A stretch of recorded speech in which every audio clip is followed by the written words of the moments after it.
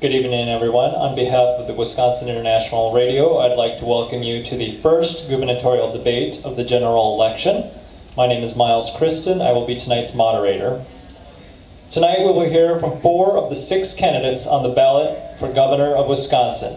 They include Philip Anderson of the Libertarian Party, Arnie Enns of the Wisconsin Party, Independent candidate Maggie Turnbull, and Green Party candidate Michael White.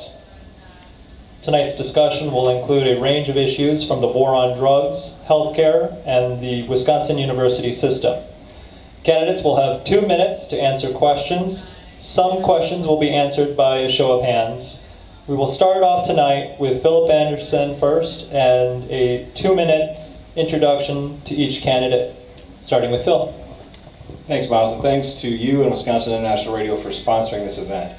Obviously, one of the reasons we're here tonight is because the entrenched powers that be, in the form of the Wisconsin Broadcasters Association, doesn't think it's important for the public to allow those of us who are on the ballot in November to debate their candidates who happen to spend a ton of money on their constituents, meaning the broadcast, television, and radio stations in the state. A definite conflict of interest, so appreciate the opportunity tonight to address that. My name is Phil Anderson. I'm a Libertarian candidate for governor. I'm from Beloit originally. I live in Fitchburg now, right outside of Madison. I've been in the Madison area for the last 30 years. I've worked in the taxi industry. I'm a real estate broker. I've had a bunch of other jobs as well. I just got into politics in a serious way in 2014. I ran for state assembly, District 47, which is Monona, McFarland, the town of Madison, and Fitchburg. The reason I got involved is because I was constantly complaining about the government, and it didn't really matter whether a Democrat or Republican was in power. But the fact that government continued to grow and continued to infringe upon our rights and do things that weren't efficient, and do things that I felt that as an individual citizen and the head of a family and somebody who belonged to a neighborhood and a local government could get done much better, much more efficiently, much more honestly and transparently at the local level. So when I was looking around for a home, the Libertarian Party appealed to me because libertarians believe that we have the right to live our lives as we choose as long as we don't interfere with the rights of other people to do the same thing.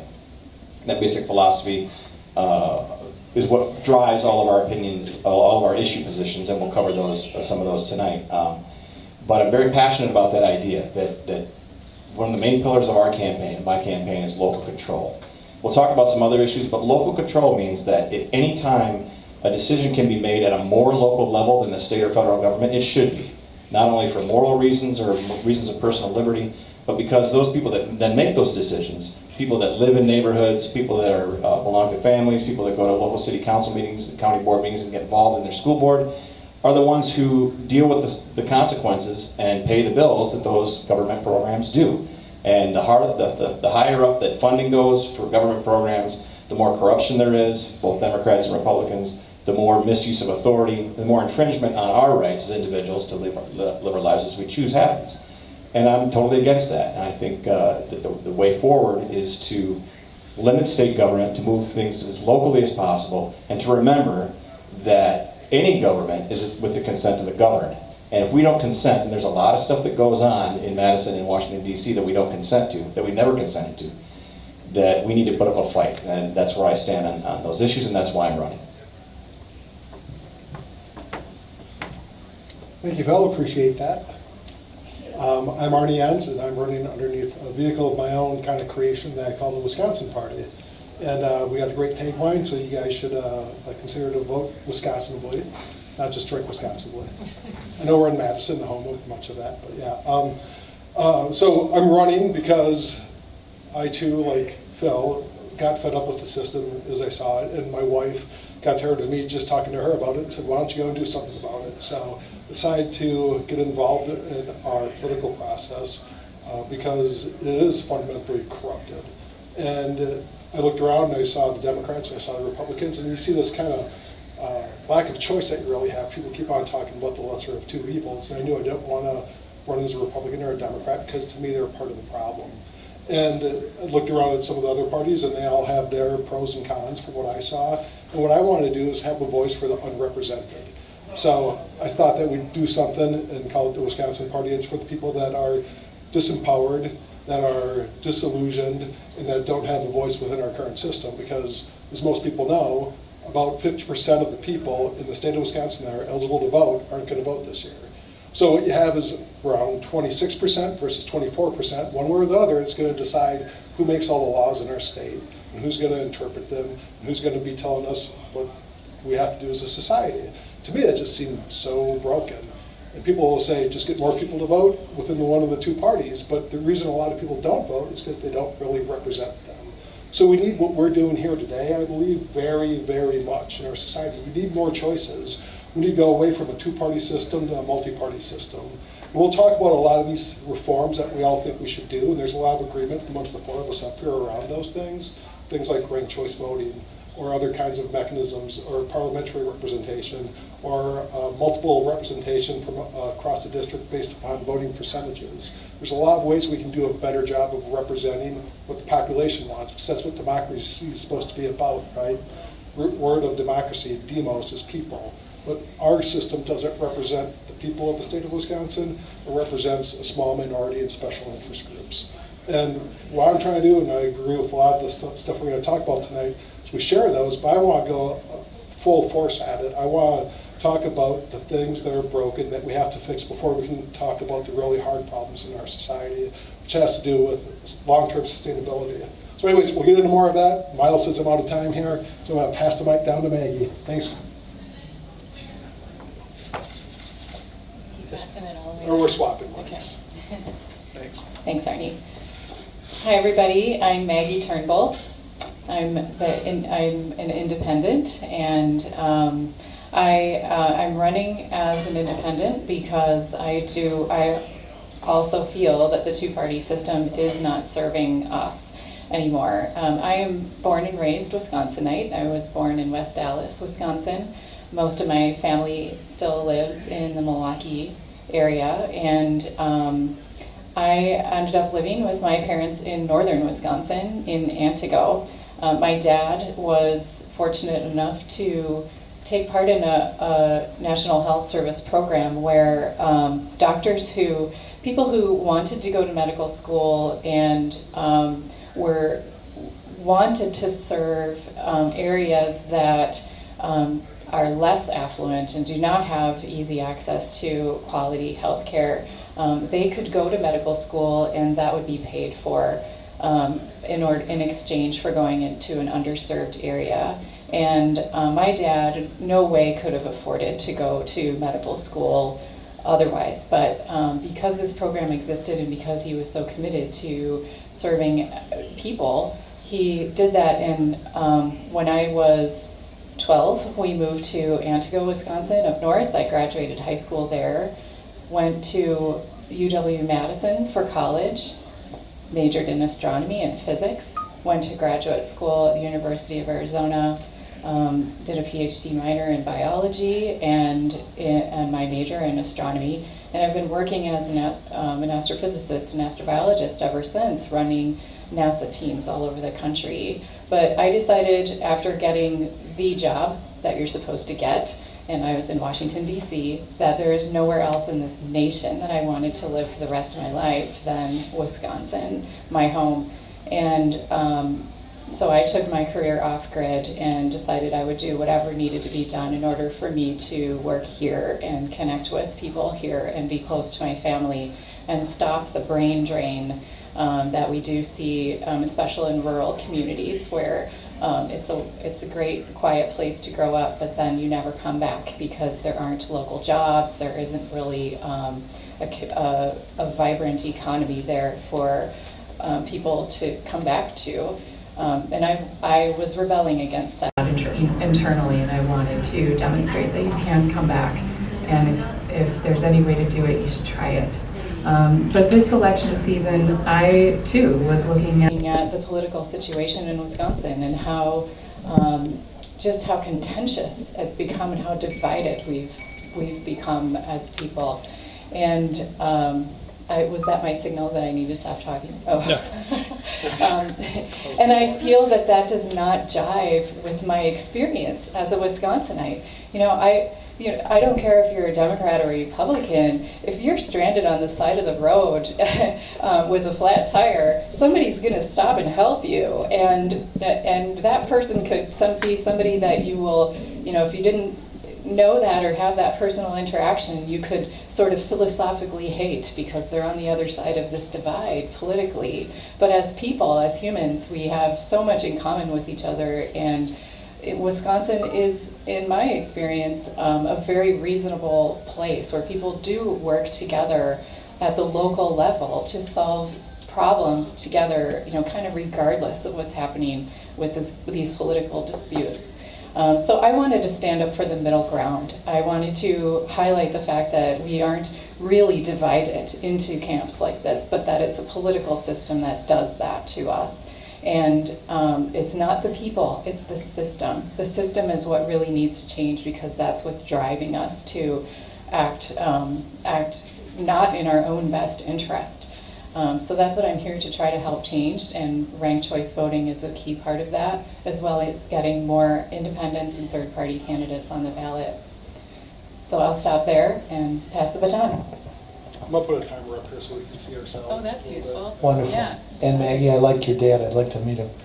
I'm Michael White. I'm the Green Party candidate for governor. I'm not from Wisconsin, but I picked Wisconsin as a place to live about 13 years ago. I'm retired military. I served 5 years in the Navy, 15 years in the Air Force. I've lived in 10 states, 2 foreign countries. I served at sea. I served overseas. I commanded a hospital. I'm a gun owner. But I became disillusioned with our political system. When did the party of Lincoln become the party of build a wall at the border? When did the party of FDR get bought and paid for by Wall Street? When did corporate money, and in particular drug companies, become overwhelmingly powerful that nobody is willing to stand up for them? So like everybody else at the table, I became disillusioned with the major parties. And I went out and did a geek thing. My son works for Red Hat. And I started researching things on the internet, and I found the Green Party back in 2010. And in 2012, I reached out and supported Jill Stein. And unfortunately, she's now a friend, and I've had my arm twisted more than once to do things. And I've been involved with the Green Party ever since, because we have threats that are existential, that threaten my children's future, that threaten your children and your grandchildren. I'll start with climate change, but there's a whole lot of other things. We're turning into an oligarchy. We're turning into a country run by corporate interests and special money. And the people sitting in this table have certain things in common. We're all standing up for the people and standing against corporate money, standing against the privileged and the special running everything for us. We're all standing together on that with common issues. There's things we're going to disagree on, but to quote John McCain, there's a lot more that we share than differ. So my reason for running this year is I've been saying I wanted to do things for a long time. I'm no longer in the military, so I can stand up and do things and say things. So I picked the Green Party as a vehicle. People encouraged me to do that, and I took the plunge. I'm here to work on the issues of climate change, on getting corporate money out of politics, on voter integrity, on ranked choice voting, and also on health care, because I see my patients crying every week because they can't afford medicines that we use. A very common medicine which is taking over medicine are the biologics. The cost of the biologics are 50% more than the average annual income where I live. We need to fix it. I'm done. Okay. And I will raise this highlighter when people go over 2 minutes. My first question will be to Arnie Enns. Many Wisconsinites believe that healthcare costs are raising far too fast. As governor, what would you do to address the cost of healthcare in Wisconsin? Right, so healthcare is this big, complicated thing, but there's things you can do in the short term within the economic and government system that we have. You can take the money from the federal government in order to help fund care within the state of Wisconsin. So that's the first thing that we should do. Scott Walker did not do that, but that will give a large number of Wisconsin citizens access to health care that they do not have today. But that's stuff that I think all of us are going to agree on. And to really fundamentally address health care, it's a big issue within the the whole country, we have to fundamentally reevaluate how it works. We use 17% of our GDP on healthcare, which is twice the average of the rest of Western nations that are very similar to the United States. And people say that's great, that's working well, but it's not. That's fundamentally broken. I don't care who you are, if you're spending twice as much as the next country and they're getting better results, that's incompetence and that shouldn't be rewarded. So it's hard to do at a state level, but there are things that you would be able to do within the state of Wisconsin. And it's not just treating healthcare, part of it is a cultural thing as well. We have to stop thinking about taking a pill to fix everything that's wrong with you. We also have personal accountability. And as a governor, I'd like to use that as a platform to talk more about these things and to change the way we even look at medicine, in that we can be much more preventative than treatment-based. Treatment-based locks people into long-term medical health care, and that's what corporations want. They want customers to keep coming back to them. They don't want customers that they cure, and then, well, they don't need my services anymore, or they don't need my medicine anymore. You want a captured market. That's how you make money. And our system is built to incentivize maximizing shareholder value. So, but there's a lot we can do ourselves as well. I, for one, have gone vegan. I think there's a lot of things that we eat ourselves that cause a lot of problems in our systems. I'm not preaching to anybody, but there's a lot of things you can do with eating whole food that fixes a lot of problems that we have with our health. A lot more details to follow, but Miles tells me I'm done, so I'm going to pass it down to Megan. I'll just use this one. Damn it all, it's twice. I'll just hold the cord a little short on you so you can't. Stopped in short. Thanks. Right, so I think that, there are going to be some common themes probably running through our answers here, but I think that we need to get off the ideological pedestal and indeed use the federal funds that are available to support public health care. I would like to see eventually Badger care available, at least at a very basic level, for all Badgers, so that it's not an issue for people to be able to go in for an annual checkup. And I would like to see vision and dental be a part of that as basic primary care. I've been an independent contractor now since moving back to Wisconsin. There aren't a lot of employers for astrobiologists in Wisconsin, so I had to take my career off grid. But the trade-off there is that I'm self-employed. So when I think about how to provide for myself for healthcare, I'm looking at buying it by myself.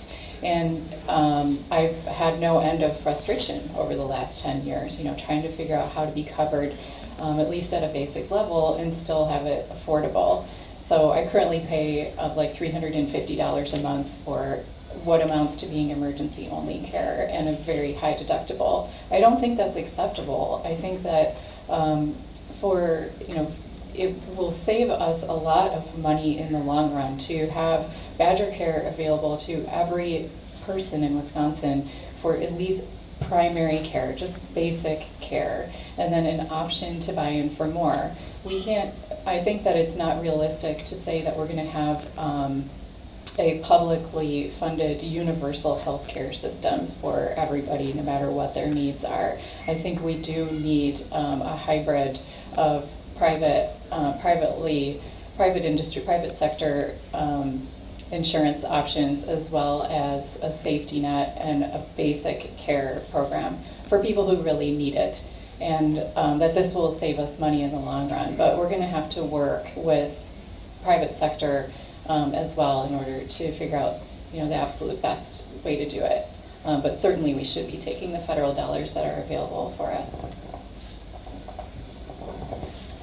Answering the same question, I think the first place that I would start is drug costs, because I have seen the cost of generic medicines that I prescribe for my patients go up 20-fold in a 4-month period. So a $9 tube of a simple steroid that I use on a regular basis in September 2014, the cost to the pharmacy that I work with in December the same year, $175. So the drug companies are getting away with extortion, and there's no other way to put it. I understand the profit motive for developing new drugs, but there's a number of resources that we can point to which also make it clear that their profit margins are horrendous, and that a lot of the things that they're passing off as research are in fact marketing studies and not actual resources.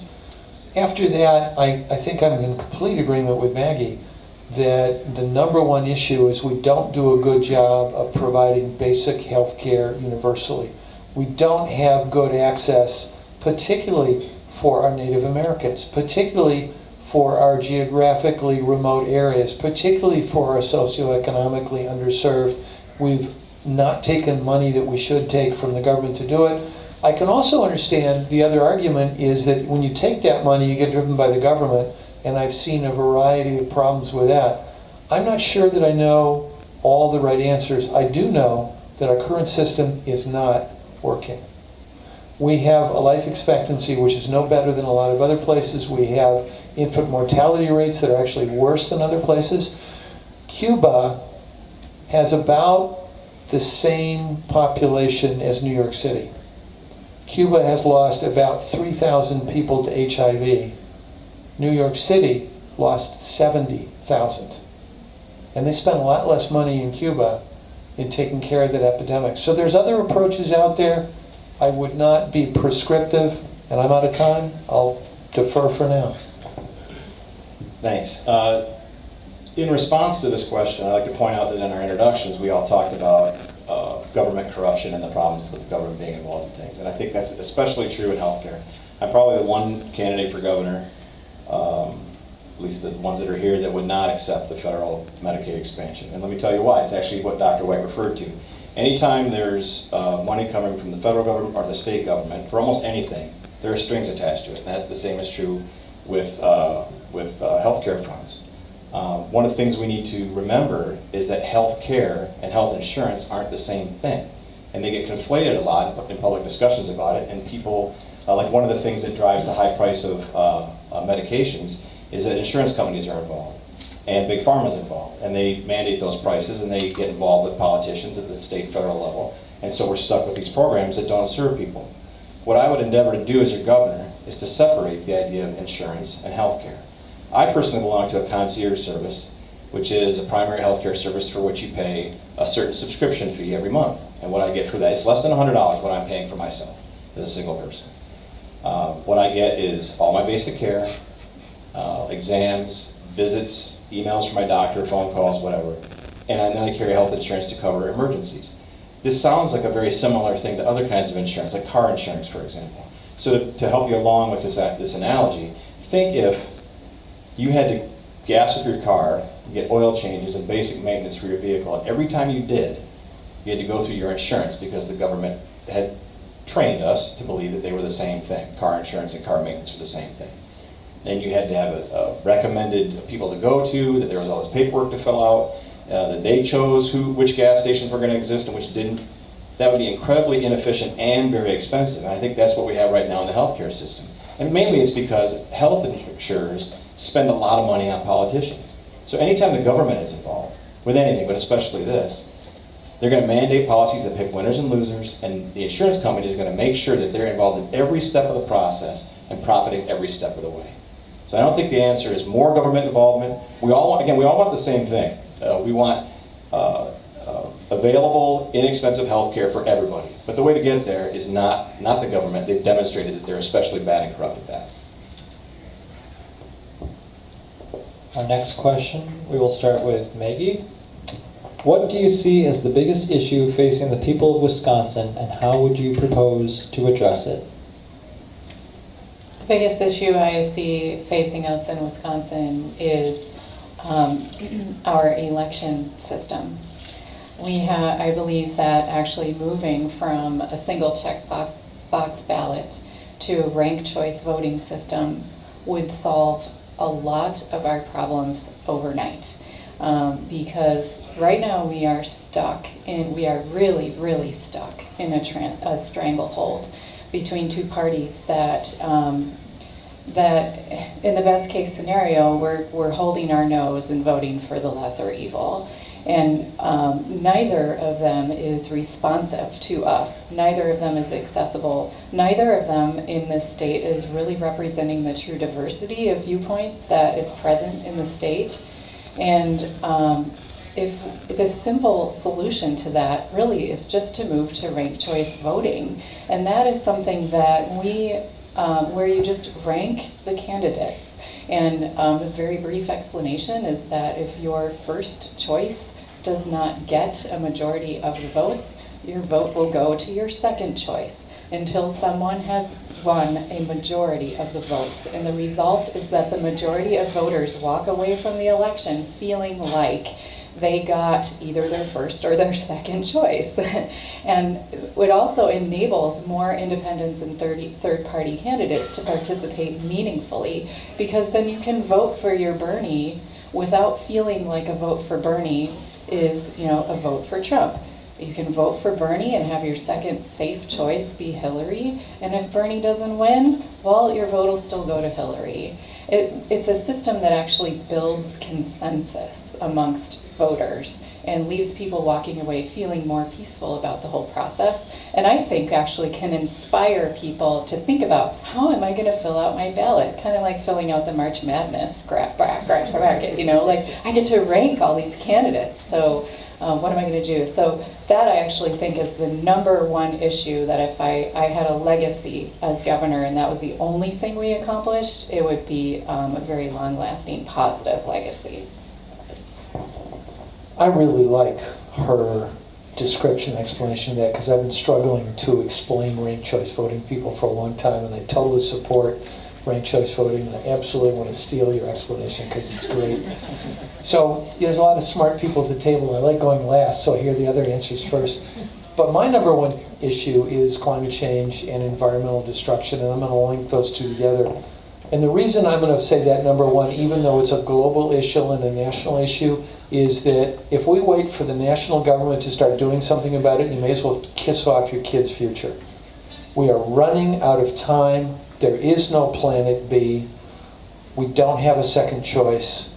The best scenarios, the most optimistic scenarios currently out there say that the Southwest is going to become a desert where agricultural can't be supported and there's not enough water, that a third of the world's population is going to lose its access to fresh water, that we're going to see most of our coastal cities underwater, or at least having clear sky, flooding every day of the week before the end of the century.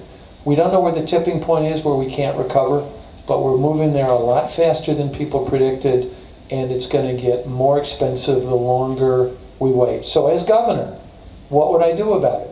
I would work with the other states that are already adapting the goals of the Paris Climate Accords. I would work cooperatively with state and local governments, because there's things we can do at the local level, and I would lead the way by example. And I'm done. Well, those are excellent answers, but I just want to ask Maggie one question. Are we sure there's not a planet B? You're the one that wouldn't know, right? There's no planet B. Okay, thank you. Just making sure we check with the expert. Both very, very important issues, but for me, as your governor, the thing that we need to fight for the most is the thing that's having the most effect on our state initially and right now. And I think it's the one that can get done, because both Democrats and Republicans are leaving this issue behind in its totality and its effect on people, and that is criminal justice reform. There's a tremendous, Wisconsin ranks second in the country in the number of African Americans incarcerated. Second in the country. And why is that?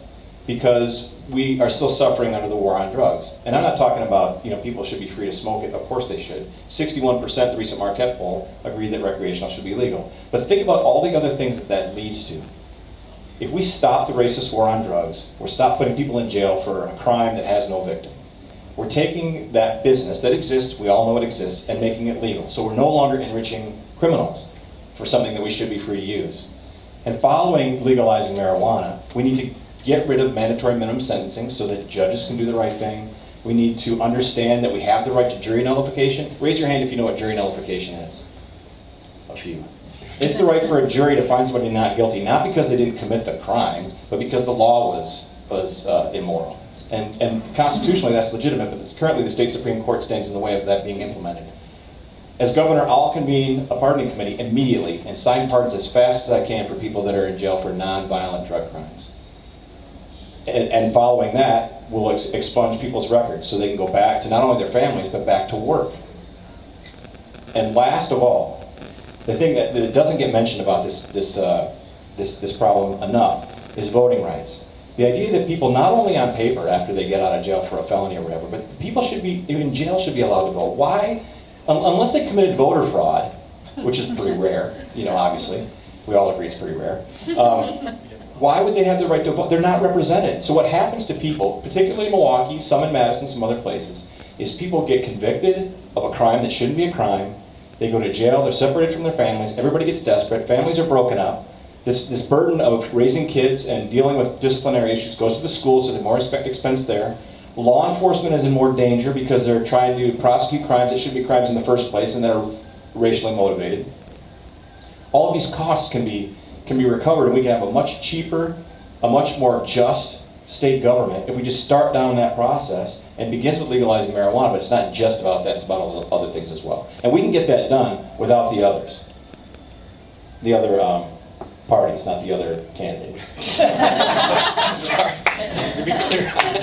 Thanks for that clarification. You guys are all in, right? I'm all in. So, running for governor, what's the most important thing that you think we face as the state of Wisconsin? These guys pretty much nailed it, right? And if you have to pick one thing for me, it's our ecological crisis that we're facing and our lack of sustainability as a society. But we can't fix that until we fix the problem that Maggie's talking about. We don't have a government that represents us. Government writes the rules of our society, right? And we then enforce those, and that leads to the system that we have. If you want to fix a corrupted system, you have to fix the rules on how we do our representation and get the corruption and the money out of politics and out of our government. On my website, that's the first thing that I have. It's to take back our government. And the second thing is leave it better than you found it. So I'm kind of cheating. I'm making this two things. It's 1A and 1B. And we have to take back our government so we can fix the fundamental issues around sustainability. Right? We in this country have about under 5% of the world's population. We use 30% of the world's resources. It's completely unsustainable. We have this model of constant growth. So we're going to talk a little bit of economics. People hate economics because it's boring as all get out. But our economic system is broken. People put a lot of faith into capitalism and markets to solve their problems. And this is where Phil and I will disagree because he's going to think that's a good way to go. Government's broke too, don't get me wrong. But the way our system is set up to maximize shareholder value and to extract as much as you can from every exchange leads to greed taking hold. And greed means that we consume more than we need. Gandhi had a great quote, and it was like, the earth has enough to take care of all of man, I should say humankind's, not mankind's, needs, but not all of its wants. But we, being the materialistic society that we are, we keep wanting more and more and more, and it's like feeding a beast that never feels satiated. And we have to stop that. It's not just government, this is a societal change, right? Government reflects society. We have to change our society. So running for governor, I want to use as a platform to talk about zero GDP growth, ecological economics, shrinking our government, having less in our lives every day, because that's the only way we're going to get to a sustainable world. So if you're one of those 3 out of 4 people that think that our environment and our ecology and our biosphere are really important to you, stop being a hypocrite. And we're all hypocrites. I'm the first one to say I'm a hypocrite. I spend and I use more than I need. But we have to, as a society, step back. That's all I got. Okay, now a multi-part question on environmental issues. And we'll start with Mr. White. What do you see as the issues facing the Great Lakes? And as governor, how would you address climate change? I love it when people ask really good questions, and I hate it when I'm limited to 2 minutes. So I do want to take a side tour real quick. Have you noticed how exceptional today is? We have candidates that are actually answering the questions and taking tough questions, and people that are carefully listening, as opposed to the paddling. And this is I'll extend your time on that. And this is all Miles' fault, so I want to give him credit.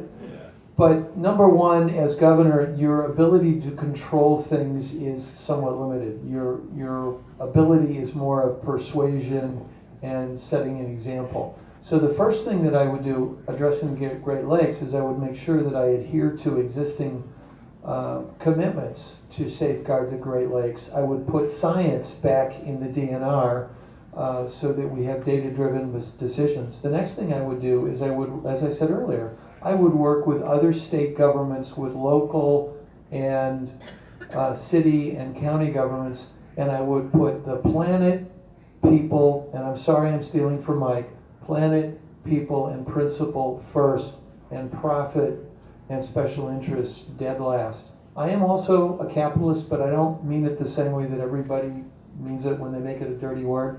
I also believe in free enterprise, but free enterprise creates short-term answers. I call those Pruitts. A Pruitt is a short-term decision that profits or gives advantage to a group or a business without thinking about long-term consequences.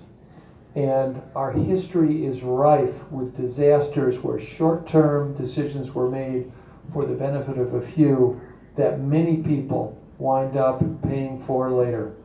I think I'm almost out of time, but there is no planet B, there is no second chance, so I would work every opportunity to fix those things that are controlled at the state level and work with other state governments to address those issues consistently, fairly, and transparently. And I'll pass. Thank you. So I think one of the misconceptions that people have about libertarians is we want smaller government or less government in every way, shape, or form, and that it would be some sort of free-for-all. This is a case where it's not exactly true.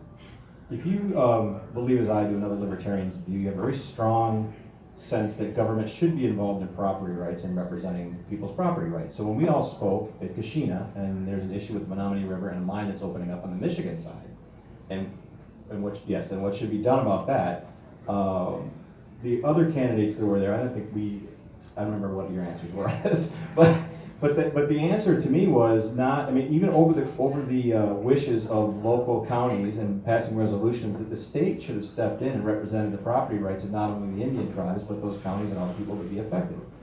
We have an interest, we have a direct interest, not only in our own property, but the property that we share.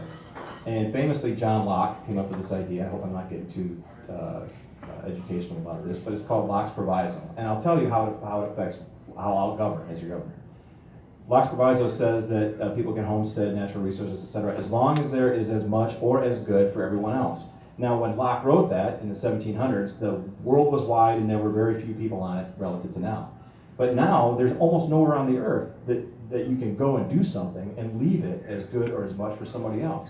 So a proper role of government, in any situation where there's pollution, in the Foxconn situation, in any situation where somebody is taking advantage of government, getting special permission to pollute or to abuse the land or the atmosphere, they should be held to account for that. And the proper role of the state, and the state's judicial system and executive branch, is to hold those people to account and not give them permits in the first place. One of the things that Governor Walker did was revoke this idea that in order for somebody to get a mining permit, or a company to get a mining permit, that they had to have demonstrated 10 years of similar mining as some other state. So it demonstrated that they acted in good faith. He got rid of that. I think it's a perfectly reasonable thing to look at. Why would we let somebody open up a mine or a cattle, whatever, and I'm out of time. Why would we let them do that if we know that they've got a history of doing that? And the reason that it happens is because, number one, government doesn't stand for property rights, and number two, government is bought and paid for generally. So that's how those things happen. Thanks, Phil. We're going to have a conversation one of these days around natural law, property rights, John Locke, and the like. I don't think like that conversation. It's fascinating stuff. I'm serious. If you guys don't mind moving on that route. It's beautiful. It's awesome stuff. But it's those first order kind of principles that our government and our economic systems have been evolved from. It's actually like the Scottish Enlightenment going back about 300 years. Awesome stuff. We should have more conversations like that in public. But the question wasn't about that. And I know you applied it within the Great Lakes.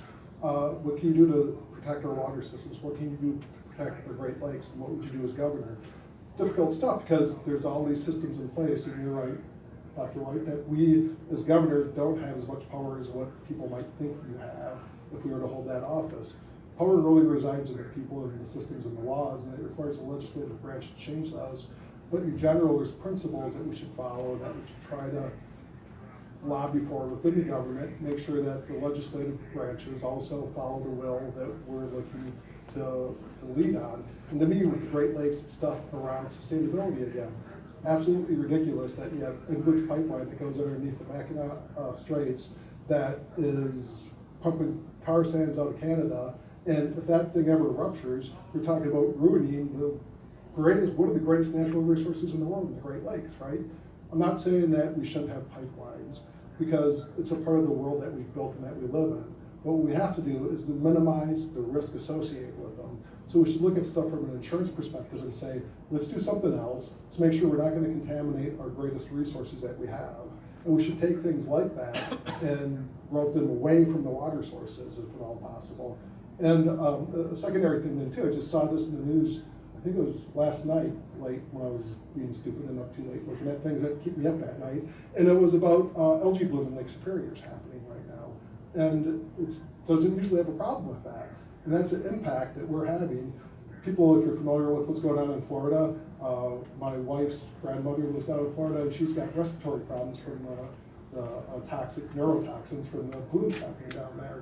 Waterways in Lake Winnebago, it's just nasty. That's because of what we do to it. We let fertilizer run off, and we let CAFO byproducts run off. It contaminates our whole environment. So as governor, yeah, we got to protect our water. We got to protect our natural resources. I went over it. All right, more to come later.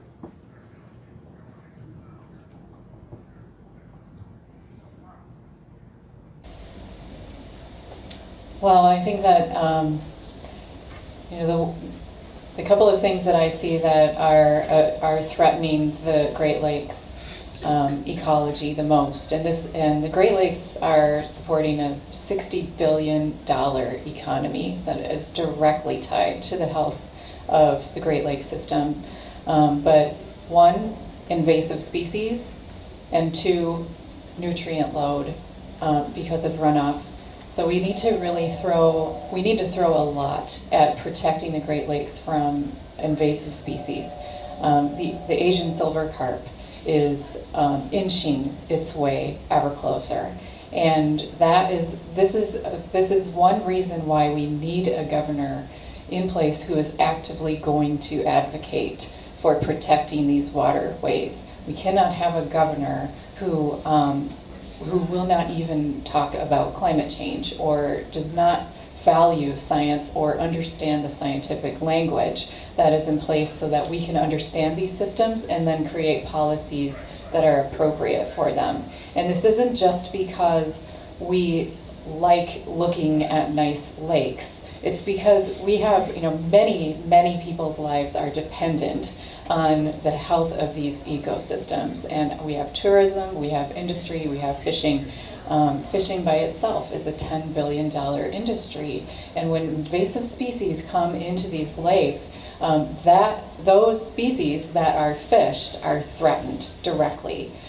So having a governor in place who is actively going to work with the other stakeholders in the Great Lakes system and the bordering states, and we have two provinces in Canada that border the Great Lakes as well, and to actively lobby the federal government to support the restoration and the preventative measures, because once you have an invasive species in a lake, you will never get it out again. And the introduction of Asian carp into the lakes will be devastating to us. So that is something in the very near term that we have to get on and make sure Washington is supporting as well, which it has threatened not to support.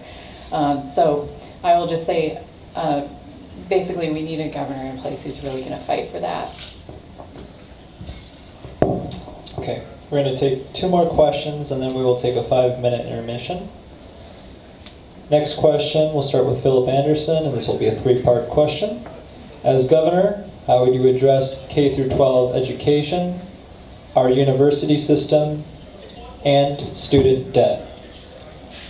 All in 2 minutes? 2 minutes each. Wow. Well, I just want to talk specifically about K-12. I think, working backwards a little bit. Student debt is a problem where the government allows people to borrow money and supports the borrowing of money, which if you look at the graphs of how tuition has gone up, tuition goes up just as fast as people can borrow money or they're given money for schools. So what we need to do is stop doing that, because it encourages people to get into debt, and the large debt load creates tons of problems for people after they graduate if they're able to find employment to pay it back. It's basically a way to get people into debt slavery, which is immoral and is not the business of the government. K through 12. I'll leave the university system for last if I happen to have time. We need a radical change in our public education. Specifically, we know that outcomes, the racial disparity in outcomes with African Americans in our school system is about the worst in the nation. And when changes are proposed to the public school system, often we hear, specifically from the teachers union and other lobbies, is that we support good public schools. Well, I support good schools. If a public school isn't doing its job, then why should people be trapped into paying taxes for it and then having to go there? Especially those among us who don't have the resources to opt out. We're releasing a proposal in the next couple of days called Universal Open Enrollment. And what that will help people do is everyone has a dollar amount. Every student has a dollar amount associated with them that currently is used for open enrollment. They can take that money, and in the case of my kids, we're in the Verona district, and we considered open enrolling them to West. And there's a dollar amount, I think it was like $1,800 or something. Those students take that money, or the district exchanges hands with that money if your kid goes to another school system. But this is money that people have paid for their education. And who knows better than parents the most appropriate way to educate their kids? And who is most vulnerable when the school systems don't work? Is generally in urban districts or people that don't have the option to move elsewhere. We see this especially in Milwaukee public schools, where there's basically a captive audience that is very poorly served. So our plan will enable people to opt out and create a situation where if there's a more appropriate school for your child, you can choose it because that's your money. The government didn't just print that and give it to the schools to pay for your kids' education. You've been taxed that money. People who pay property taxes pay it directly. People who rent pay that through their landlord. And the idea that the government knows better, or the teachers union, or whoever knows better how to educate your child is wrong, first of all. But secondly, they've been doing a terrible job, especially for those who are most vulnerable. So we need to let people make choices with the money that they paid in and break free from the stranglehold that the idea that only public education is good and the influence that special interest group has over our politics. And that specifically applies to the two candidates who are not here. Our schools are a mess in many places because we have a governor that doesn't do the right thing, and we have a head of the DPI who doesn't do the right thing either. And now they're patting each other on the back a few months ago about what a good job they're doing, and now they're both claiming to be the next education governor. That is preposterous. I laugh every time I hear it. It's ridiculous. But they're fooling people, so I'm glad we're talking about this because we shouldn't be fooled any longer. I'll allow each candidate to take 3 minutes for this question. Excellent. How long did I take? 2.5. That's okay. It's a longer, but I didn't even finish. No, I mean, I could, everybody could talk 10 minutes about basically each one of these, but in the interest of keeping our audience engaged, we'll keep it a little bit shorter. So it's the K through 12 system, UW system, as well as student debt, right? So that's a lot to chew on and a lot for us to think about. But I'm a bit different, and I like to say I'm radical. People think being radical is a bad thing, but radical actually go to ancient Greek.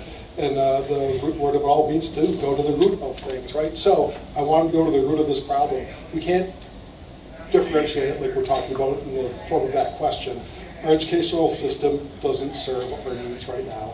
It's evolved through centuries to serve the needs of a certain system that's been built. We should reevaluate that. So I said this in my Wisconsin Eye interview, and I'll say it here again. We need to establish, I believe, the Blue Ribbon Commission, look at our total education system from the ground up and say, what do we want the citizens of Wisconsin to be like? And to me, it's not just a K through 12 or through a UW system program. It's a lifelong thing. It's from the day you're born to the day you die. How should we treat education in our society? Because we're operating underneath the paradigm that we've been given through time, and I think it's failing us massively in a lot of different ways. We put out robots, we don't put out critical thinkers. We put out people that take good tests, but they can't create new initiatives for themselves. And it's not a total cover everything statement, because there's, of course, people that excel through the current system, but they excel in spite of it, not because of it. So we have to look at the whole world around us, see what we do in other cultures, and how their educational systems work, and what we can best take to serve the needs of Wisconsin.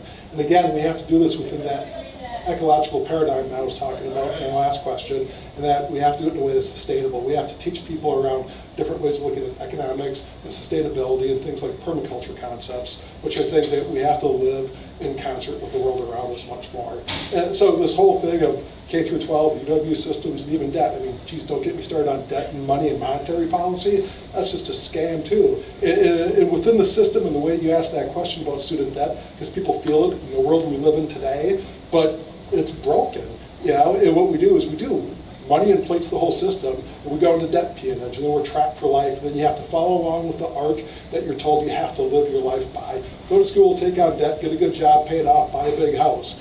Get up, go to work, come home, go to bed. Get up, go to work, come home, go to bed. Great Blue Hill song, by the way. And we got to wake up to those kinds of things, right? And we have to ask ourselves fundamentally different questions about what we want to be as a society. And then it starts with education.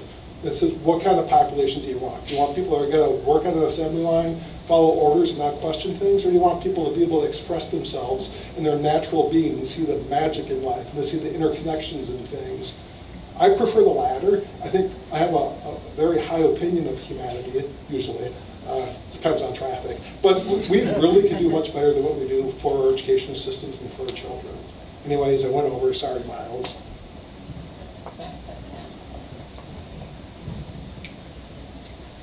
So short of burning the whole thing down and starting over, I think... It's going to happen one way or the other. Which we will have to do if we don't make some pretty aggressive changes. But I think that I am in favor of diversity of options and in education at all grade levels. And I think that there's a lot that we could get into. For example, the voucher system and how in some instances, it's completely outrageous, the amount of money per student that is being taken out of the public school system and put into private schools. And that this is causing the demise of our public school system and propping up private education. But on the other hand, there are parts of the state, Milwaukee and Racine area, where that voucher system is the only thing that is that's keeping students learning right now. Like there are communities where we cannot just yank that rug out from underneath people. They are depending on this for the safety of their children and to have any hope of learning and doing well. So I would completely reevaluate that system, but I would be protective of it in certain areas where it's really critical. But one thing that I'd like to see in the K-12 system is more exploration-based learning. So the No Child Left Inside movement. This is an area where we can combine our environmental concerns and our need for environmental education and a connection with nature and all of the health benefits that come with that, mental health and physical health benefits that come with that, with an excellent science, really developing our children in their ability to think scientifically about things and use their natural sort of native internal tendency and desire to explore and observe and design their own and play with nature in order to learn. So incorporating more outdoor-based education into even cross-disciplinary, but especially in the sciences for K-12 is something that I would really like to see, and I think it would pay off for us in terms of environmental awareness as well. At the college, at the college level, UW has an amazing system, a really lovely system. So I'm an educator too. I'm not just a scientist. I've taught at all of the grade levels at least a couple of times, and I taught for years in the Wisconsin technical system, and I've taught in the UW system as well in college. And I love the fact that we have all these different kinds of options for people, because not everybody's bound for a 4-year program, but there are a lot of different options. And I want to expand, look at controlling costs by seeing what we can do with today's technology for remote learning and offering, if we end up with a college system where the different universities do specialize in certain areas, letting students get breadth by participating remotely in more than one college when they go to school. And hopefully that can help support a larger student body without driving up the costs. Now I will pass it to John. When I win the election, I want all three of you to come work with me and work for me. Number two, I would vote for any one of these three ahead of either of the two people running because they have substantive answers. And I don't agree with all of them. I think there's areas we disagree, but they've all got ideas that I haven't thought about. All right? So, number one, student debt. When I went through college, I took out national defense student loans and I had scholarships, and my mom went into Hawk, but nothing like I had to go into Hawk to put my own kids through school. By the way, I could have had my loans forgiven because I served in the Navy, but I paid back every dime. The Navy paid for med school, and then I served 5 years in the Navy. My kids don't have those kinds of options. 12 years after graduating, up to 30% of loans are in default. That's a problem for the people that are holding the loans, which needs to be addressed, but that whole system is broken and needs to be fixed. I have a number of ideas that I would talk about, but we don't have time to go into those in detail. Dealing with vouchers and K through 12, one of the problems is that not all schools have the same resources. So that in rural districts in particular, where people are land poor and are land rich and money poor, they don't have the money to raise the tax base to improve the school. And vouchers and open enrollment's not going to help that because they can't get the kids to those other schools. I think that's also true in a lot of inner city schools. But some of those solutions can make a difference. The point of the school system is to give everybody an even chance in life, in opportunities, and we are failing. So I like the Blue Ribbon Commission idea. I like some of the other ideas, and I think some mix of those is important. Fixing the university system, I'd get the university people to start telling me what's working, what's not working, as well as the people who graduated, as well as the businesses, because I don't have all the answers. And I'm going to be brief on this whole thing because I haven't thought about some of this as much as they have, because I've been focusing on other issues. And I would go out, you know how to tell a really smart man? He finds a smarter woman that has the answers and goes and asks for help. And that's what I would do. That's a good answer.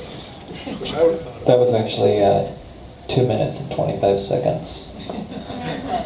just bringing the average back to 3, actually. You're still over, trust me. Last question before we take a 5-minute break, and this is actually more of your opinion. We're going to start with Arnie. Tony Evers has stated frustration with the fact that Scott Walker is refusing to give him more than 2 debates. However, when Tony Evers was asked if the candidates on this stage should be allowed into the general debate, he refused to answer the question. What do you think of Tony Evers not having interest in discussing these issues with the 3rd and 4th party candidates? Starting with Arnie. Excellent, and I'd like to thank you, Miles, as well. I saw that short YouTube video where you found Tony Evers and asked him directly after his first press conference if he was interested and if he would do a debate with the 3rd party candidates. And I believe his answer was along the lines of, I'm not prepared to answer that right now, which to me is political speak for, I haven't been told what to say about that yet. But you know, really, my big thing though is I'm not into ad hominem attacks on people.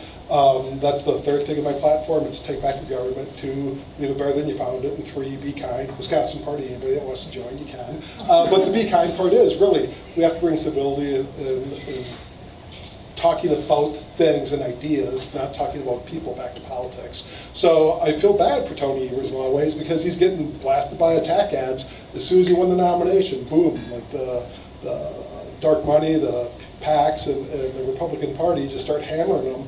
Even though there's plenty of things we can talk about, it turns into he's incompetent, he can't do his job, you know, all these things. And that's, to me, is wrong. We should have a forum like this. And Tony, if you're listening, and the next time, we're going to do this again. We've talked about this. We're going to look to schedule another one next month. And Tony, you're more than welcome to come and join us because this is the kind of audience I think you have to appeal to. You have to appeal to the 50% of people that don't vote because they're tired of broken politics. And you can make a difference. So this is my invite, our invite, I believe. Tony, come join us.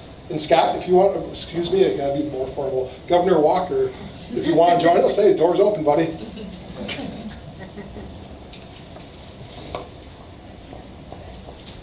Yep, I saw that video clip as well, and I was glad that Miles, that you did ask Tony if he would be interested. But I think we do have to understand that the candidates of the two big parties are not really in control of their own campaigns. This is being run by machinery. It's being run by an establishment that really is pulling all the strings. And as a candidate running under the umbrella of either the Democratic or the Republican Party, you're not, you put yourself at great risk if you step outside of what you have been coached to do. So even, I wish that the answer would have been absolutely yes, I'll debate anybody with one hand tied behind my back. I think it was a missed opportunity, actually, to take us up on that. But as Arnie just said, the invitation stands, and we will be doing this again. And I'd love to see a debate with all of the candidates at the table. I am not sure how I'm not even sure how it's possible that a major debate is being held without all of the candidates at the table. That doesn't sound, it sounds, I don't know, it sounds like you're putting yourself at a risk of a lawsuit, actually, is what it sounds like. But I think that it would be, if I were in Tony Evers' place, I would really be thinking about what is the way that I can connect the most genuinely with the entire population of the state of Wisconsin, and isn't part of that taking every opportunity I can get to address the concerns and be with people who do not feel represented on the ballot. Wouldn't it be a good move potentially to show up at a debate like this and hear what we all have to say and answer the kinds of questions that people like us are coming up with? So that's all I have. I like that answer. I think that Tony Evers, from the standpoint of his campaign and what he has to lose, made a good call. Because he doesn't stand to gain by debating with us, he stands to lose. He's in the uphill battle against Governor Walker, and so he needs every vote he can get, and he doesn't want exposure that might take away some of his votes. We would take away votes from both of the major candidates if we had a chance, but he stands more to lose, and Governor Walker, with a bigger war chest and everything else, has less to lose. So he can afford to stand up. But let's face it, our current political system is unidimensional, bipolar, yes or no, up or down. I like what Jill Stein says. Don't vote your fears, vote for the greater good. What we stand for is the opportunity to change those conversations and make them more nuanced. I think that his statement, his response was politically necessary. I also think it was cowardly, but that's another issue. And I join my colleagues in inviting both of the candidates to come have a nuanced conversation in front of people that are listening and not merely watching television. And I think that that's where our politics ought to go. And I also think, I don't know if you guys do, but I actually have an attorney that I signed a contract with to address potential legal issues. And I'm going to ask my attorney, is that something we even have a role for a lawsuit? And with that, I will pass. We'll talk about that during the break, because we've done a little research into the FEC complaints that should come down not only on, well, not on the Wisconsin Broadcasters Association, but on the actual television station that's airing the debate. There are guidelines for equal time that they're not following. So there's certainly grounds for something in that regard, but we can work together on that. But I'd like to point out everyone's answers, and I agree with them wholeheartedly. But let's not forget that the mainstream media in Wisconsin is just as complicit in this as the actual big parties. And I speak from a particular position of somebody who was offered on the first line of the Marquette poll, and the initial polling came out, and I was polling at 7% among registered voters, 6% among likely voters. So when Charles Franklin, to his immense credit, who runs the law school poll, and he's a very well-known pollster and has taken leadership positions in the National Polling Society, or whatever it's called, very well-regarded pollster. offered me that, and when he went on the shows after the polling came out, he correctly displayed, you know, Walker, Evers, Anderson. I wish we were all offered, which we weren't, but this is just to make a point. But the media, much of the media, probably somewhere around 3/4 of the newspapers and television stations that reported on that, chose to remove my name from their reporting. So what does that tell you? It's not just lazy. Like before, when the polls offered just 2 candidates and that's all they report instead of digging down into the numbers and seeing what really should be of interest or could be of interest to the citizens of Wisconsin, that's lazy. But when they take the time to remove a candidate who had a significant amount of support in the first round of polls off of their reporting, certainly they're complicit there, and it really shows what they're really up to. They are in cahoots, to borrow a phrase from my grandmother. They're in cahoots with the big political parties, and they're protecting a group of two parties that, because they raise the most money, because they're very corrupt, they raise a ton of money, they spend that money on television ads and radio ads and election seasons. So it's all together, not just the big parties, and everything that's been said is absolutely true. But keep that in mind too, and for our voices to be heard, we need to do things like this. We need to put pressure on everyone who will listen, particularly people who are willing to make phone calls and write letters and send emails to television stations, because they don't want to hear about it. They're not responsible for being part of that decision, but their organization certainly is. It's part of the problem. Okay, with that we will take a 5-minute intermission.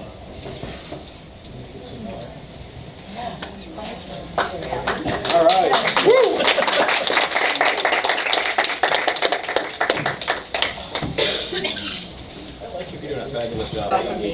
Okay, ladies and gentlemen, I've discussed with the candidates. We're going to go through some of the following questions rather quickly and limit the candidates to 1 minute on some of these questions. We'll be starting in a few seconds. Good luck. We'll be at 2. 50% over. That's where the real politics. Bullet points. All right. It's Maggie's turn, right? Yes. Okay, and we will start with Maggie. Thanks, Phil. I'll get you for this, Phil. All right, there has been much discussion on the Foxconn deal, but little mention to the $250 million that was paid to the Milwaukee Bucks Arena, with both Governor Scott Walker and Democratic Lieutenant Governor candidate Mandela Barnes supporting this. Where do you stand on taxpayer funding of private sports arenas, and had you been governor, would you have vetoed it? Possibly. Look, the problem I have with these really big tax dollar giveaways is that they make us vulnerable instead of building up a diverse network. If I was going to throw taxpayer dollars at anything, I would want it to be in revitalizing our locally owned business communities in towns all over the state of Wisconsin, and revitalizing some of our downtown areas, including green spaces, so that when people come, their families want to stay long term.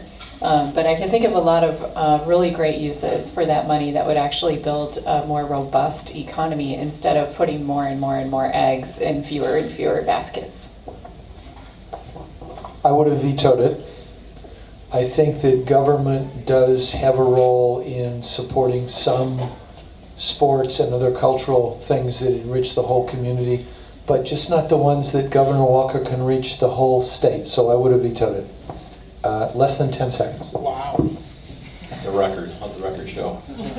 I would have vetoed it too. I'm against any sort of government giveaways to businesses in this fashion. The Milwaukee Bucks, Foxconn, Quick Trip, if you're familiar with that issue. Quick Trip got a $200 million grant. Quick Trip, which is the most successful chain of convenience stores and gas stations in the history of mankind, probably, got a $200 million grant from the WEDC, and ironically maybe gave Governor Walker a $95,000 campaign contribution. All of these things are corrupt. And let's not forget, when we talk about taxpayer dollars or spending, this is all money that if it remained in the community, if it remained in people's pockets, they would be spending or investing or saving. And the economic multipliers that exist with the Bucks and the Foxconn or whoever still exist. They're just not as sexy as a huge corporation or a basketball team. Let's let people decide how they should spend their money. Let Wisconsin grow from within, and let people make their own decisions in their own communities about how they're going to spend their money, if at all possible. 52 seconds. Well, I started it late, Phil. Oh, come on. But that's okay, we'll keep it short. I would have vetoed the heck out of those things too, because government doesn't belong in the business of investing in private businesses. If you really believe about the separation of that and that markets should rule what happens, well, you should have government funding entertainment complexes for people. Give me a break, the Bucks guys are billionaires and we're sitting there spending all this money in Milwaukee, which has so many other needs, or the Marquette Interchange, or so many other things that could have been fixed or dealt with. And they can't have enough money in their public school funding to buy art supplies for their students. But we can build a goddamn stadium for the Milwaukee Bucks. Something patently wrong about that, in my opinion. But it's not just these entertainment complexes like Phil was getting at with Quick Trip and the like. You know, it's also large multinational corporations. I know a lot of people in Oshkosh Court. I wish them well, but man, they got prime property and you got a TIF district built for them. And the city of Oshkosh gave them lakefront property. It's ridiculous. You know, we have to stop subsidizing corporations at the expense of community.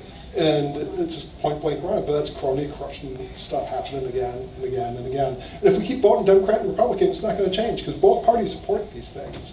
And they say it's going to lead to economic development perhaps with like the Bucks, right? But what are you going to do? You're going to get, at best, minimum wage $10 an hour jobs out of the thing. I know I'm done, sorry. Okay, this is going to be a question by a show of hands. Are you in favor of the legalization of marijuana both for medicinal and recreational use? Let the record show all 4 candidates are in complete support of that issue. Tax-free too. Starting with Michael White. That brings us to our next question. Starting with Michael White, and where do you all differ on the regulations surrounding marijuana? Starting with Michael White. Where do I differ from the other candidates? I'm not sure that I do, because this is an issue that I have thought about in some detail. I know that our current system doesn't work.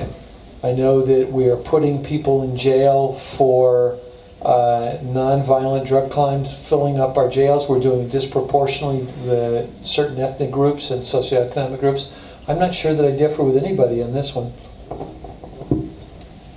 Yeah, I don't know everyone's position here, but when I stood on the stage at the March for Cannabis in May in Milwaukee with 6 Democrats, all the first thing out of their mouth was, we need to legalize marijuana because of $200 million in projected tax revenue, which we could then spend on something else.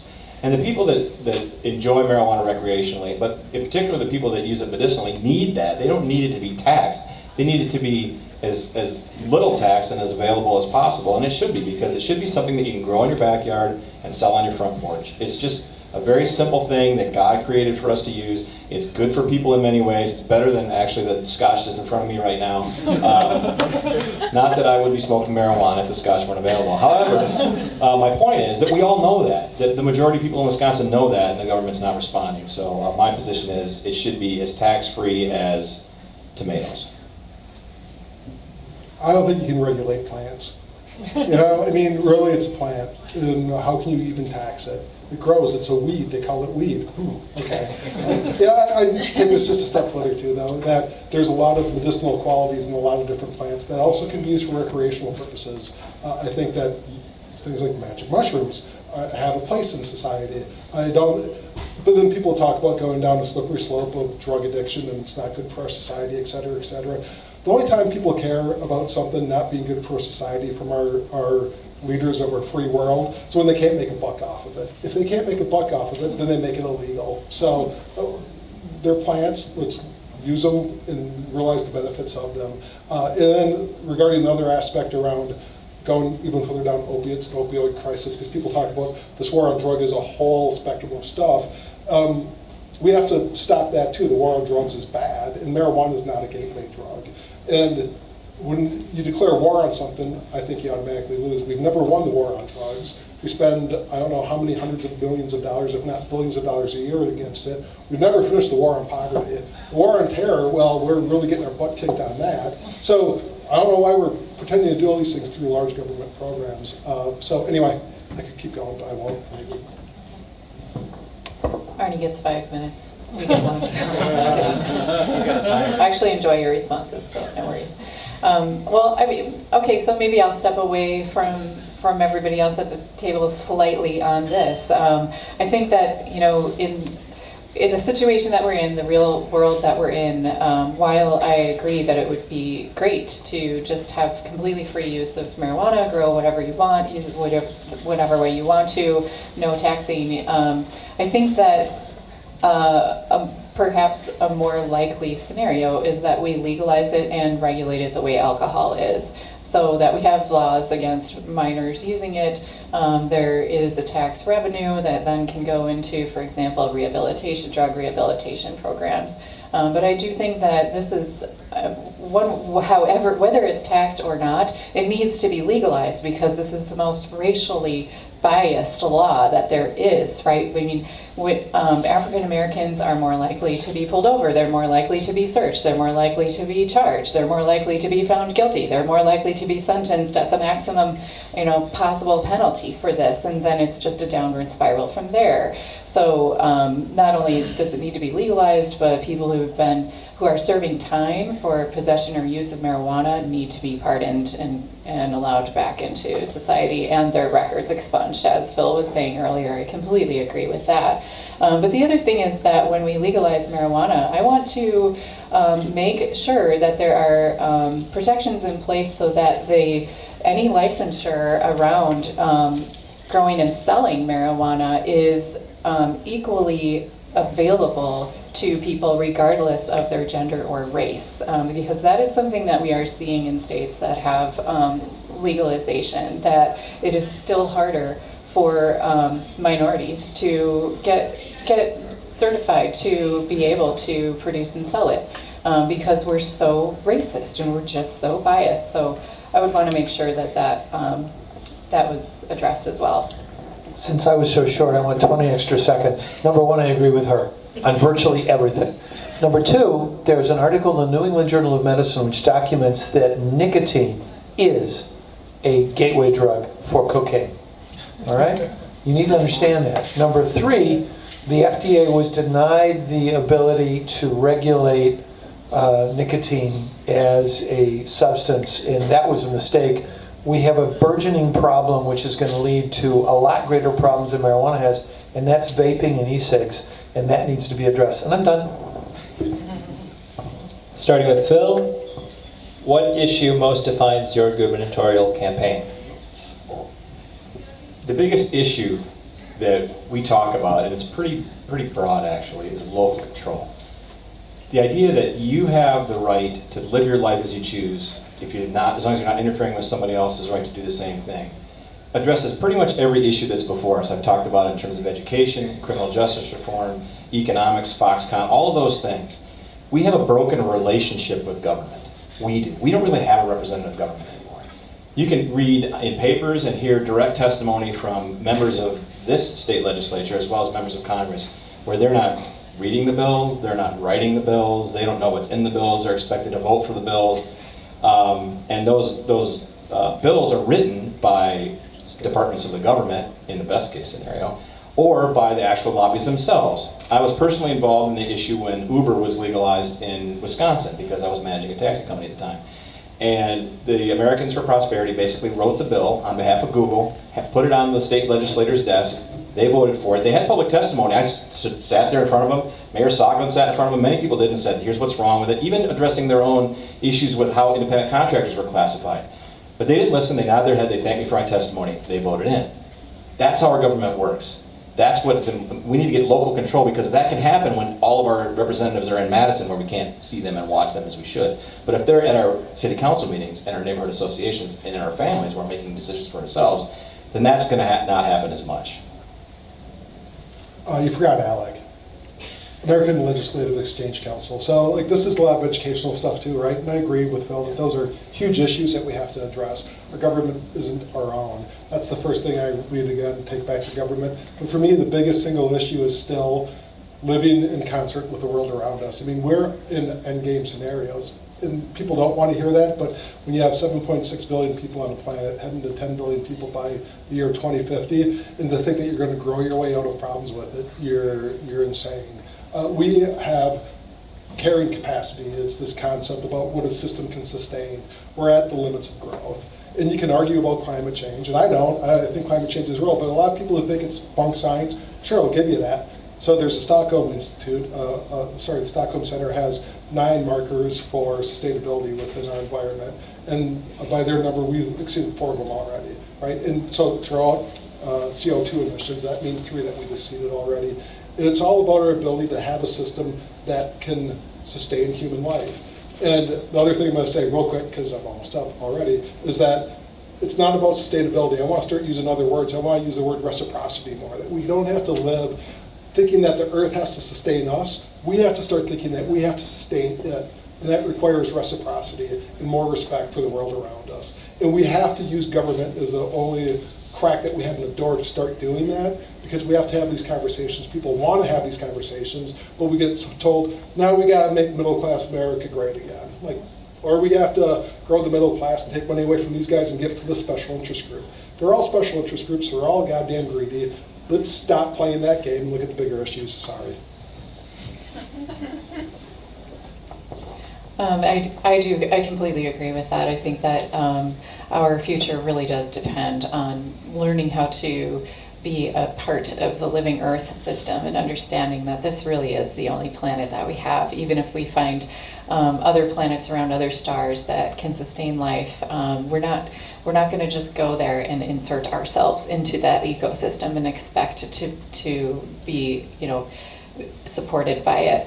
But when I think about all of these problems that we're facing socially and environmentally, I keep coming back to the way that we govern ourselves. And for me, it really does come down to the way that we elect our leadership right now as just boots on the ground. The thing that needs to be changed really is our voting system.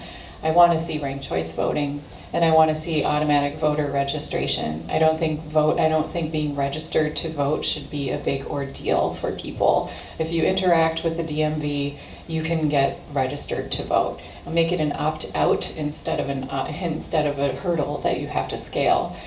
So just changing those things, to me, I think really opens the door to being able to then immediately start making meaningful progress on the environmental front, restoring our waterways, making sure we have shoreline, literally shoring up our waterways from chemical runoff from farms, and all of the other, healthcare, everything that is so important that's facing us right now. I think it really begins with how we participate in government and establish a government that's of, by, and for the people.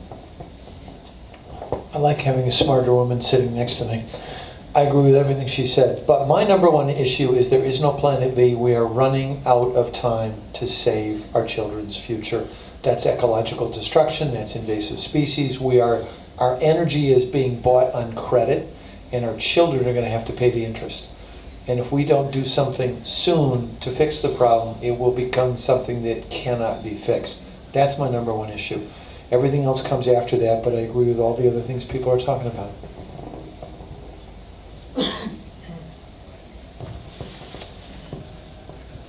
Okay, we have 2 last questions, and then we'll have the closing remarks. Next question is, what will you as governor do to stop the corruption and crony capitalism? 1 minute, right? Okay, wow. Well, okay, the easiest way to address this, in my opinion, is you gotta cut Madison down to size. Within the state of Wisconsin, if you take the money away, then the cockroaches will scatter, right? So everything gets centralized in Madison, and all this power resides there, and that's why real estate's so expensive in Madison. I'm not saying politicians are bad, but the system is bad. You have to take all the money that we get through income tax and sales tax and write some formula and redistribute it back to local municipalities. The best government is the government that governs closest to the people. So if you do that, then local communities will have their own standards. We should have statewide laws that we do need to put into place around campaign election, term limits, the inability to go in between working for lobbyist organizations and government agencies that regulate those industries and have lockout periods for 7 years. There's a whole section on my website about this. But the big thing, though, is get the money away and push it all back to where it came from, because that's where people should be able to make the decisions within, while still maintaining social cohesion. There, I did it. Wow. All right, I'm going to see if I can do that too. So I think we're in an interesting situation right now with the legislature being split basically evenly between the Democrats and the Republicans. Nobody has a veto-proof majority. And so an independent governor could come in and insist on consensus, and not just consensus, but policy making, but insist on demonstrated community support from the localities that these representatives are coming from, and that's like really unorthodox, right? To demand more than a majority vote in order to pass laws. But if I would like to do the experiment. You know, what happens if I say I refuse to sign any new laws? And so you're either going to have to come together and negotiate so that you have a veto-proof majority, or maybe I'll make some concession there, but you have to show me community support, broad community support for the policies that you are wanting to sign into law. And that means I need to be hearing from your constituents that people are broadly in favor of these policies. Now, I don't know if it's the case in Wisconsin, but in some states, if the governor doesn't sign a law, it still goes into effect unless it's vetoed. But I like her idea. I think that the first thing I would do is do anything in the governor's power to get corporate money out of politics and to shine the light of government on the excessive use of corporate money to influence politics, because I think the governor has some ability to do that. That's number one.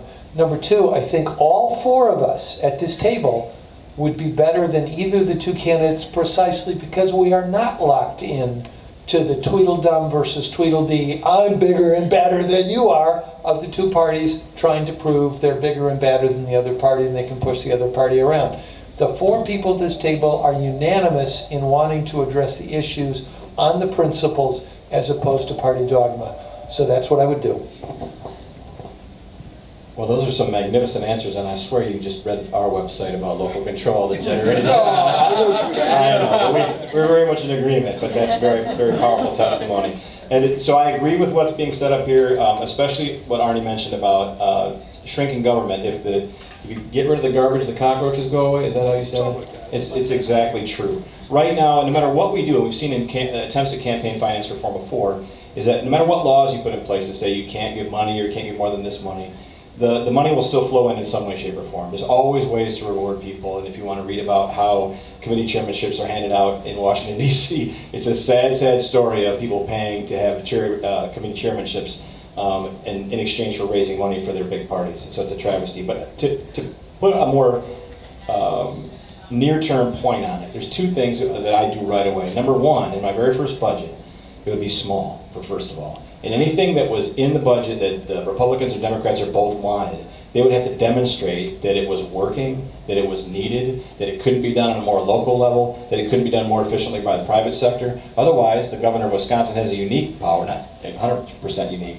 but the line item veto. And you can threaten, basically, to veto things right out of the budget if they're cronyism, and you can see right through it. And if it's not, as Maggie pointed out, it's just something that's supported by the local economy. And second of all, and this is an easy one, get rid of the WEDC, which is basically a government organization that only serves the purpose of taking taxpayers' money and handing it out to corporations who support the current administration. And the Republicans aren't the only ones who are guilty. Before that, the Department of Commerce did the same thing. So they'll both do the same thing. Listen to Tony Evers, he'll say get rid of the WEDC, he'll just put something else in its place. So there's concrete things we can do right away and try to reform the system as we go along. What's the WEC? The WEDC, Wisconsin Economic Development Corporation, the source of all evil money, or actually the instrument of all evil money. That's for the people listening, because not everybody knows all it is what is supposedly going to facilitate the Foxconn deal, but all the other horror stories that you hear of the state giving away money to corporations that then leave without creating any jobs, as happened in Port Edwards, companies that fail before ever starting, but they never pay it back, and they happen to be donors to the Walker campaign or whoever. The WEDC is the organization that facilitates all That could that. be an issue with TIFs too. Yeah, there's all kinds There's of, all, yeah, but the money will flow unless we make the government less powerful. Okay, last question. We'll start with Maggie Turnbull. And I will take away the time restrictions for this one, seeing as it's one of the most serious issues facing Wisconsin. What is your plan to address the fact that black incarceration rate in Wisconsin is the second highest in the United States? Okay, I think, for a lot of people, I think the first place our mind goes is back to drug laws and marijuana laws and, people being convicted for nonviolent crimes at much higher rates. So definitely that is part of the story, legalizing marijuana. However, I think that, this really comes back to, for me, the disparity in the educational system. Education, education, education, education, education. I feel like that would be my whole answer, that we really do need to equalize the funding between districts. Right now, the way the funding formula works, children are not all worth the same amount. If you live in an affluent, white, suburban neighborhood, you probably have a lot more in dollars going into your child's education than if you are in inner city Milwaukee. And that needs to be equalized. We have to really invest in these schools so that children coming up through those systems have a good chance, a really good fighting chance of having a lot of options other than whatever, crime or whatever else is going on in their neighborhood. So we need to go back to the schools. And I'm going to stop talking because I'm getting tired and saying clumsier and clumsier things. She hasn't said anything dumb yet. So, I grew up in Detroit. My dad disappeared when I was 6. My mom was a teacher, and we moved around a lot. I was mugged and pistol whipped when I was in med school. So I also went to inner city Detroit schools for some of my education. And I agree completely with Maggie that education is the way out. But if you don't have equal opportunity for health care, if you don't have, if you live in an area that has no grocery stores, if you're in a grocery store desert, if you don't do something about unequal opportunities, you're never going to fix the problem. I don't know what all the answers are, but I do know that we need to start by addressing inequalities to the extent that we can. We have programs that have been shown to work, Head Start, which then got defunded. I would find the things that will work, I would find out what the communities believe that they need, and I would do everything within the governor's power to bring those to the legislature and say, fix this. Because the power of the governor at that point becomes one of persuasion. How many people here know where Pine Ridge is and who went there? Only a couple. It was an Indian reservation, which is just as poor now as it was when Bobby Kennedy visited it. The government, in particular, has the governor to go places, has the power to go places and highlight problems and shame the system into working. The governor's office is a bully pulpit to bring problems to the fore. I would not only address our blacks, what about our Native Americans in the state of Minnesota? The risk of a Native American child being taken away and put in foster care is 22 times higher than a white. I don't know what the number is for Wisconsin, but our Native American, our First Peoples have been ignored systematically. If I were governor, I would find as many of those things as I could, highlight them, and challenge people to do something about it. I pass. Well, I might be remarkably quick, since you already heard my criminal justice probably 3.5 minutes worth. I agree with the two things that need to be done. We need criminal justice reform, starting with legalizing marijuana and ending the racist war on drugs. And we do need help for our educational system, but I disagree with the order in which you guys put them forward. One of the reasons that that poor black kids do so poorly in school and have those educational outcomes is not because there's not enough money being spent. There could be more money spent, but because they're coming from homes where the families have been destroyed by a radically racist criminal justice system. And if we just start the process of putting people back in their communities, back with their families, getting them out of jail, stop sending them to jail, then we give an opportunity for those families that are the most at risk to heal, to be united, to have two parents in a home if that's what they choose, to have more supervision in school, and then those outcomes will follow because the parents care about their kids, and they'll supervise them better, encourage their homework better, and they'll be more involved not only in the lives of their kids, but in the business of the school district. When you have one-parent families, especially when the families might have been given up on the whole political process because of the many things that I cited, they're not going to school board meetings. They're not engaged in the politics of getting these things done. But if we help put families back together by de-incarcerating people that shouldn't be in jail in the first place, then they have an opportunity to take control of their future. And the answer isn't necessarily more government spending. It's more freedom and more whole families that can enact the things that we believe that human beings naturally do in their natural loving state, and that is take care of their kids, earn a living, and choose to live their lives as they choose and respect other people's right to do so. Get to go last. That makes it a little bit tougher, but in a way, it's also easier because these guys have a lot of great points around this.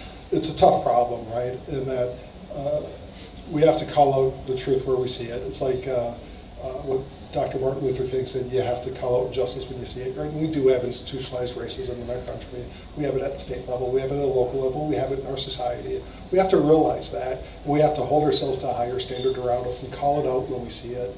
And it's become systemic in our society because we've allowed it to, because it gives advantageous positions to special interest groups, right? You want high prison population because it's a private prison system. People make money off of it. So, hey, we need to keep this pipeline going, right? It's also a way for municipalities to raise money through all those nickel and dime stops they make all the time. It's also mandatory sentencing. Clinton said it was the wrong thing to do, but we still haven't unwound it yet. There's so much stuff that we have to do, it's ridiculous around it. But ultimately, it's about us as a society choosing to quote Lincoln, follow the better angels of our nature with stuff. When we deal with each other and we deal with society around us, because we don't. We often blame people. We feel like we're our own victims. We feel like it's not me, it's everybody else. But it is us, and we have to call it out when we see it. And if we really want to address the stuff in the communities where people are hurting the most, we can sit around, all of us guys sitting here, ladies and stuff, and think about all these great policy things, but what you have to ultimately do, you have to go and ask them. We have to go into the communities where people are hurting the most and say, how can I help you? I bet you're tired of us coming here and telling you guys how we can solve your goddamn problems, and we're failing at it. How can we help you? So that's where I probably start as governor. I don't know, though, because like what Dr. White said, I don't have all the answers. This is tough stuff. So. Okay, at this time we'll start with closing remarks, starting with Michael White. I want to thank everybody for coming. I want to thank Miles for making this possible, and for my partners here who did a lot of the arranging to pull us all together and reschedule things so I could come here. I think we are setting a standard that we need to adhere to moving forward. We are demonstrating civility and idea exchange in the process. We are listening to one another. We are answering questions directly, and that's what politics needs. We need to get back to a civil discourse, a discourse of ideas and respect, and away from mindless tribalism. We need to focus on fixing the answers in our society and taking care of our children's future. And I want to thank everybody for the opportunity to be here. I deserve your vote, but I also have to admit, so does everybody else at this table. Every person sitting up here is a better candidate than the two people that are running. We don't take corporate money. We have not been bought and paid for. We are entering into this at our own expense. In addition to whatever we're doing otherwise, we are not professional politicians. We are patriots, and we're devoted to the future. Thank you. Well, that was beautiful, and echoes much of my sentiments as well.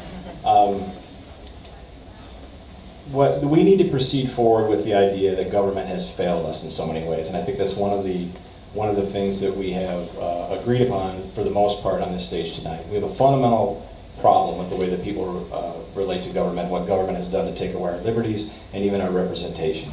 And all the issues that we've talked about tonight, the way that we can break through is by following the idea of local control and by understanding that the rights belong to us, they don't belong to government, they don't even belong to majorities as much as we tend to love democracy. A majority shouldn't be allowed to take the rights away that you have as a human being living in Wisconsin. We need to honor that. And I'd also like to echo something that Dr. White said earlier, and that is offering everyone a job if he's elected. I do the same thing, and that sounds sort of funny and self-serving, but I want to point something out. Unfortunately, up to now, it would be ideal if everyone were offered in the polls, and they should be. But at least if you get asked a question about polling numbers, or you are polled, or you know people that are going to be taking these questions, the idea that if one of us breaks through, we all sort of break through is very, very true. The forces that are against us are Democrats and Republicans, and all of us here are threats to that. So insofar as any of us can insert ourselves into the conversation, get a one-on-one with Walker or Evers, or be involved in a debate or whatever it might be, we all benefit. All of us, not just us, but all the people of Wisconsin benefit. So please look at how the polling's going, what the media says, be active on social media, represent the idea that Democrats and Republicans are not the only two choices, that the rest of us up here are choices, and when you have a chance to witness to the idea that, that what the government, what the parties, and what the media is doing is wrong, please do so and help us break through, be part of the conversation with the larger mainstream media and the general population of Wisconsin. Thanks, I'll keep this short. I want to thank everybody that's here, everybody that's online on the stream, everybody that will watch this in the future for posterity's sake. Thanks for listening through this hour and a half, hour 45-minute thing, which is interminably long, but it's cool. And I want to thank everybody else up here, right? Dr. Michael White, great. It's great to meet you. Maggie for organizing this. She did a great job. She's a member of the Madison Elks Club in this facility. Thanks for hosting this beautiful place. And Philip Anderson for being here, and everybody else that's here right now. It's awesome. This is an opportunity for us to talk to more people than we would otherwise be able to reach. And by having a shared voice, many more people can hear us.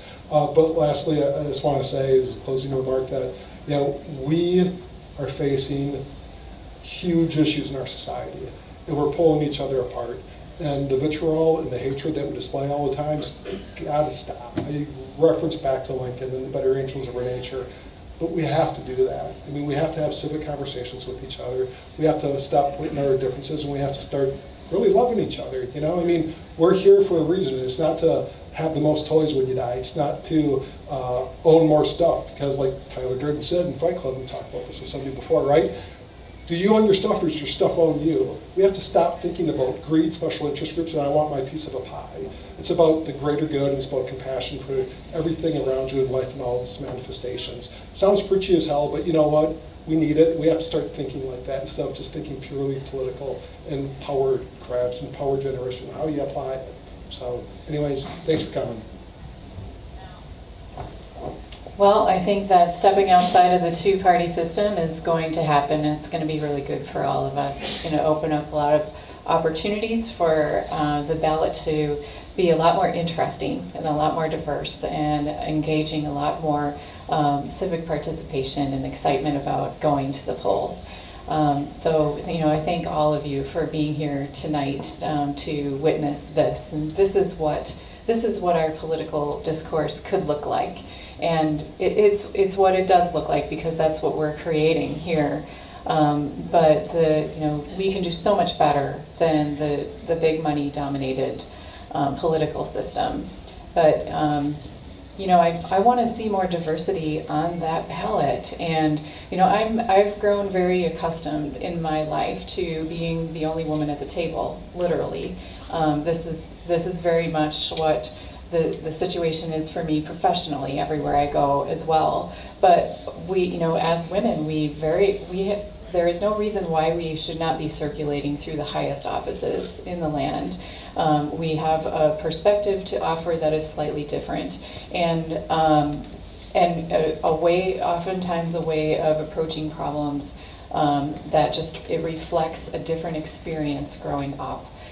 So I think that it's really important to have more diversity on the ballot, and moving toward an electoral system that can support that is going to be good for us in the long run. But yeah, I wanted to thank the Madison Elks Club as well, and just welcome all of you to the Elks Club if you haven't been here before. And if you're in Madison, let's all consider, it's actually not very expensive to join the Elks Club, and they're a community service organization that I consider to have a lot of untapped potential. So for younger people coming in who don't already belong to an organization, or of any age who don't already belong to an organization, look at this wonderful facility. And the fact that it was available to us for free tonight because I'm a member, that's incredible. So think about it. We have to declare this as an in-kind contribution towards our campaign. Sorry. Yeah, so, and I just wanted to share a fun little anecdote. I noticed this week that, I was in my office and taking a telecon and whatever, and I noticed, I have my diplomas hanging on the wall, and I have a master's degree and a PhD. And at the bottom of those diplomas is signed by the governor of the state. And at the time, and I did my master's and PhD in Arizona, and both of them were signed by female governors in the state of Arizona. So Janet Napolitano and Jane Hall. And I saw that, I just finally noticed that this week after how many years? I mean, I'm like 14 years out of my PhD. I just finally noticed that. But I think it's a brilliant thing to imagine a world where this is the norm, where men and women and people of color are circulating through the highest offices.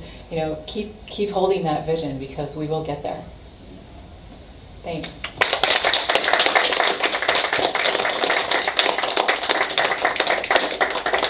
Okay, everybody, that concludes our debate. I'd like to first thank the 4 candidates for being here tonight. I'd like to thank the Elks Club, and a quick reminder that all the footage will be on Wisconsin International Radio, both YouTube and Facebook, so like and subscribe to those pages to see the clips and full video from tonight's debate. Thank you.